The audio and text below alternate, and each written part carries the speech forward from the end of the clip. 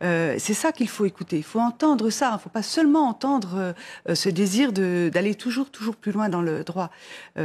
Les femmes aussi, dans ce même sondage, les femmes à 73% souhaiteraient que la société mette en place des aides pour qu'elles ne recourent pas à l'avortement. Donc il y a vraiment cette demande-là de l'ensemble de la société. Et on voit que dans les pays qui n'ont pas limité les droits, mais qui ont mis en place des aides, avec toute la politique familiale, eh bien l'avortement diminue. C'est le cas de l'Allemagne, c'est le cas de l'Espagne, c'est le cas de l'Italie, c'est le cas de la Hongrie. Voilà. En France, on n'est pour le moment pas encore capable de faire ça. Alors il y a des associations qui, comme celle que vous représentez, Mères de Miséricorde, mais aussi l'association Marthe et Marie. Je vous propose d'écouter le témoignage de femmes qui sont accueillies dans ces centres et puis vous réagirez ensuite. Marthe et Marie est vraiment là pour sauver des vies, en fait. On sauve le bébé, mais on sauve aussi la maman. Mais Marthe et Marie, moi, je pensais même pas que ça existait, ce genre de choses. Et quand j'ai vu, depuis des années, là, j'ai vu qu'il y avait d'autres maisons de Marthe et Marie qui se sont ouvertes, j'ai trouvé ça extraordinaire. Et il faut que ça continue, il y en a tellement besoin. Il y a tellement de mamans en difficulté, en rupture familiale, qui sont même à la rue, enceintes. Ça devrait même pas exister, ça, en France, ça ne devrait plus exister. C'est à Marthe et Marie que j'ai commencé ma grossesse, parce qu'avant, j'avais pas le temps d'y penser. Pour moi, ça a été salvateur de pas être seule avec un bébé et d'avoir du monde autour de soi pour nous soutenir quand le bébé il dort pas, quand il pleure et qu'on sait pas trop quoi faire pour le soulager. C'est un soutien énorme, quoi. C'est important quand on est dans ce moment-là d'être entouré, en fait. Genre vraiment, ça fait vraiment du bien et c'est un moment où même si on est forte et qu'on est indépendante, on a besoin en fait, je dirais pas d'aide, mais on a besoin en fait de choses positives, de pas s'enfermer dans de la tristesse ou de la dépression. Marthe et Marie, ça m'a laissé vraiment le temps de réfléchir dans un endroit serein pour que je puisse réfléchir à ce que je voulais et pas être dans l'urgence ou l'inquiétude. Laetitia de Calbiac, vous, donc, à l'association Mères de Miséricorde, vous écoutez déjà les femmes et vous priez aussi pour elles. Pourquoi faut-il des lieux d'écoute de cette souffrance aujourd'hui? Pourquoi est-ce que c'est important, tous ces lieux? Il y en a pas, ils ne sont pas très nombreux, mais ils existent néanmoins. Pourquoi c'est important alors qu'il y a le planning familial à côté, qui est censé avoir aussi cette fonction-là? Parce que c'est sûr que là, on va dans le mouvement inverse, c'est-à-dire qu'on va vers la vie. On essaie de soutenir pour qu'il y ait plus de vie, plus de joie dans les familles. Parce qu'une femme qui avorte, c'est aussi une famille. C'est un papa, c'est une maman, c'est des enfants. Donc ça touche tout le monde. Ça touche la société, ça touche la santé de la femme, psychologique et physique. Et donc, à Mères de Miséricorde, en fait, c'est une association qui accompagne par une écoute anonyme. Donc, il y a un numéro, voilà, on peut téléphoner. Il y a une plateforme avec on peut retrouver tout cela sur votre site internet, voilà. Qui s'affiche sur l'écran. Voilà. Et en fait, en dehors du fait qu'il y a peut-être une aide concrète, matérielle, il y a surtout une aide spirituelle et une écoute humaine. Parce qu'en fait, ce qu'on a besoin, c'est de plus d'humanité. Vous voyez, quand on voit cette émission avec Marthe et Marie, c'est exactement ça, c'est plus d'humanité. Pourquoi enlever de l'humanité? Il faut donner plus d'humanité. Et à Mères de Miséricorde, c'est vrai qu'il y a un accompagnement avec une personne. Voilà, on est toujours très respectueux des appels de celle qui est en détresse. C'est-à-dire que c'est elle qui va appeler, on ne va pas la rappeler si elle ne veut pas le faire. Et on va être tout à fait respectueux du choix final qu'elle va faire, même si la personne va avorter. Mais elle ne va pas être seule. Et elle va pouvoir avoir un dialogue qui va lui permettre de discerner vraiment ce qu'elle a au fond de son cœur. Parce que souvent, c'est ça, pris par la peur, la détresse, la femme ne va pas écouter le fond de son cœur qui est plutôt pour la vie. Ça veut dire que se joue à ce moment-là, dans le cœur de la femme, ce que vous dites, une sorte de combat entre la vie et la mort. C'est un combat qui est aussi spirituel, c'est ça? Ah oui, tout à fait. C'est clair. Oui, oui. Moi, je pense que les femmes, on ne se rend pas compte, mais on les met dans un... Enfin... C'est inscrit en nous, qu'on soit croyant ou non croyant, pour moi, c'est ontologique. C'est une loi naturelle, universelle. Tu ne tueras point, excusez-moi, mais c'est pas seulement catho. Voilà. Donc, je pense qu'à un moment donné, dans notre conscience d'hommes et de femmes surtout là, forcément, quand la lumière se fait, c'est une grande souffrance si on a mis fin au jour de son enfant, de son propre enfant dans son sein. Est-ce que les gens imaginent ça? Et c'est pour ça que votre action, elle passe d'abord par la prière et le jeûne aussi. Alors c'est ça qui est intéressant. Voilà. C'est vraiment une fraternité d'église. Et comme le combat est spirituel, comme vous l'avez si bien dit, quand une femme est en détresse, on reçoit un appel. Et du coup, il y a des chaînes de jeunes qui prient une semaine, 15 jours. Chacun va prier 24 heures, en fait, au pain et à l'eau, pour cette femme, ce couple, cet enfant.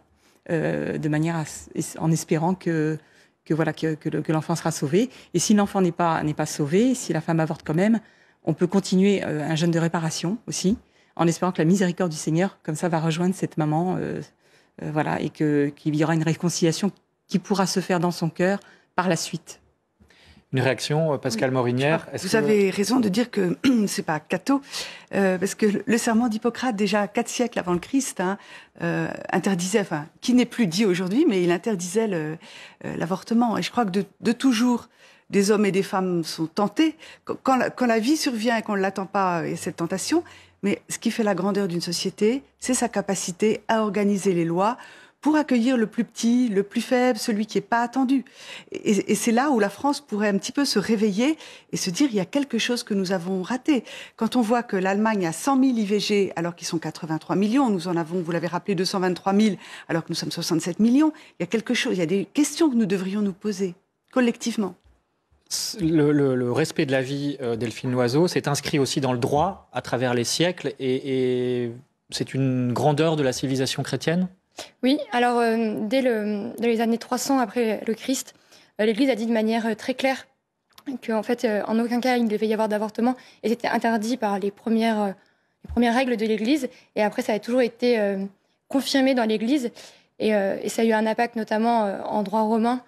Où en fait, à partir du moment où l'Empire romain est devenu chrétien, eh bien, le droit romain qui permettait l'avortement, même si de fait il n'était pas beaucoup pratiqué, eh bien en fait le droit romain du coup a évolué et a pris en compte l'apport du christianisme sur ce point. Donc en effet, oui, il y a eu un impact du christianisme sur la volonté de protéger la vie. Il y a donc un enjeu de civilisation. Oui, de toute la chrétienté, au Moyen-Âge, l'avortement a été clairement prohibé et n'était pas encouragé. Donc c'est quelque chose d'assez récent finalement dans notre histoire que d'autoriser justement ce recours à l'avortement. Oui, et cela montre l'évolution de la société qui n'a plus qu'une vision de c'est mon corps, c'est mon choix. Et en fait, à cela, on peut répondre, eh bien en fait non. En fait, il y a bien 2 corps. Il y a le corps de la femme et le corps de l'enfant. Il y a 2 patrimoines génétiques, il y a 2 cœurs. Donc en fait, dire c'est mon corps, c'est mon choix, ça ne marche pas pour l'enfant qui est dans le sein de sa mère.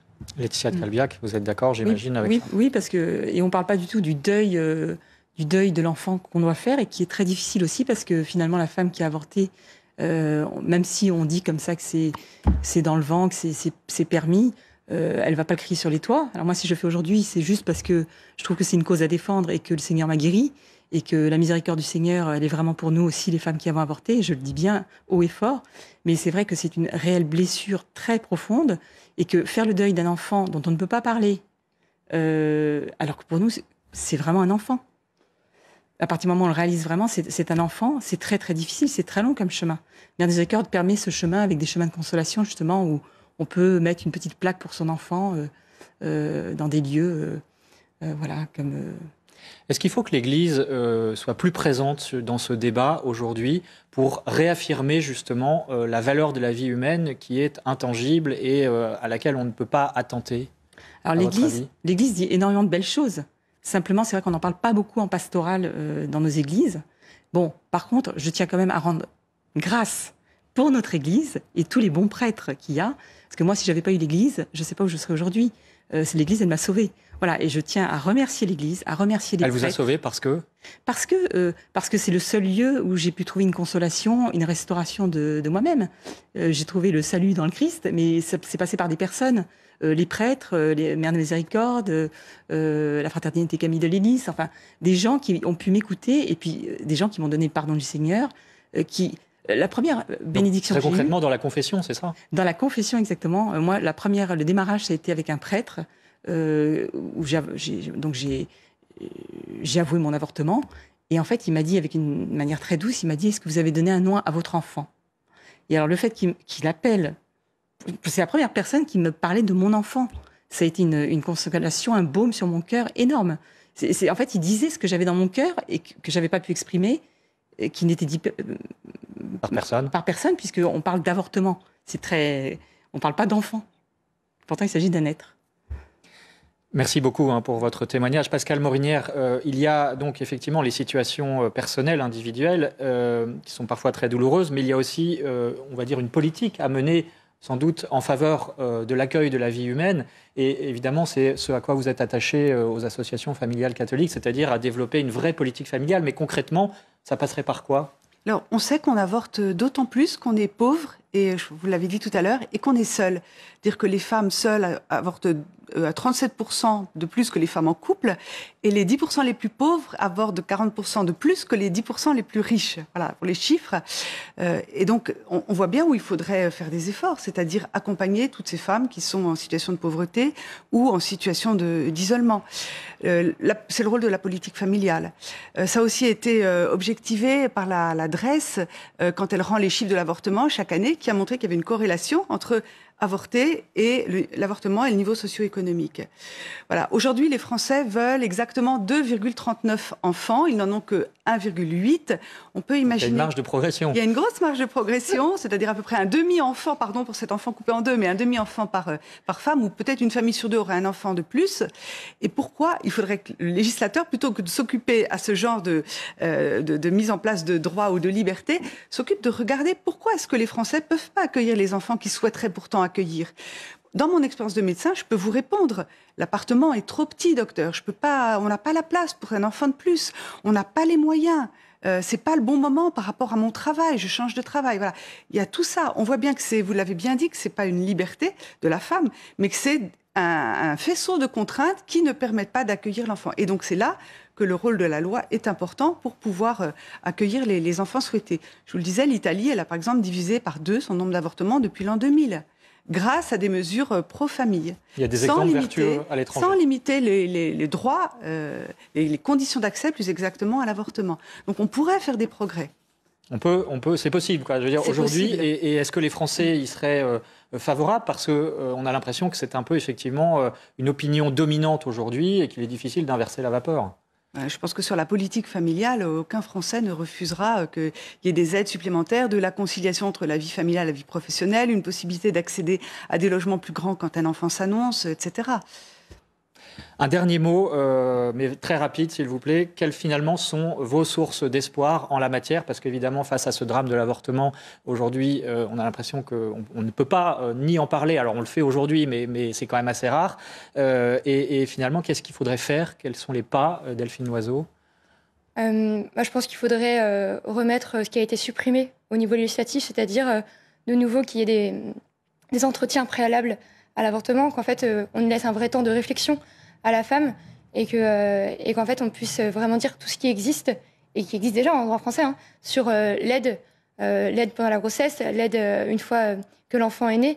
Et en fait, je pense que rien que d'informer rendrait les femmes plus libres de faire un choix en conscience et ne seraient pas juste opprimées par la précarité et leur situation qui est, en toute honnêteté, je le reconnais, profondément angoissante. Et donc, je pense que déjà, si on remettait ces éléments au niveau de la loi, ça serait très bien. Et vous voyez, même Simone Veil, dans son discours qui avait introduit les débats à l'Assemblée nationale, reconnaissait que l'avortement est un échec quand il n'est pas un drame. Et donc, Simone Veil n'a jamais dit que c'était une bonne chose, l'avortement. Au contraire, elle a dit c'est un drame et il ne faut rien faire pour que la société encourage à la suite de cette loi l'avortement. Donc écoutons Simone Veil, parce qu'elle-même l'a dit, on ne peut pas... Merci beaucoup. C'est Laetitia de Calbiac, le mot de la fin. Eh bien, écoutez, moi je dirais qu'il faut accompagner les femmes, il faut qu'elles se sentent épaulées. Vous savez qu'une femme a besoin de sécurité. Donc je parle pour les hommes, épaulez vos femmes, pour les conjoints ou les compagnons. Mais les femmes aussi, vous, sachez garder le meilleur de vous-même, ne le perdez pas, voilà. Donc c'est-à-dire la maternité, quand on a la chance de pouvoir avoir un enfant. Voilà, c'est un cadeau du ciel. Merci à toutes les trois pour ces témoignages et cette réflexion autour du débat sur l'avortement. Delphine Loiseau, dont je renvoie à votre tribune dans le Figaro contre l'inscription de l'avortement dans la Constitution. Pascal Morinière, les associations familiales catholiques, le site s'affiche également sur l'écran. Et puis Laetitia de Calbiac, l'association Mère de Miséricorde, là aussi le site s'affiche et votre livre Ne laisse pas les ténèbres te parler aux éditions des Béatitudes. Merci à vous d'avoir suivi cette émission. Merci à Aurélie Lucano. La semaine prochaine, nous parlerons des hommes, justement, puisque à l'occasion de la Saint-Joseph, qui est fêtée le 20 mars cette année, eh bien, nous parlerons de la place des hommes dans la société et dans l'Église. Merci encore et l'info continue.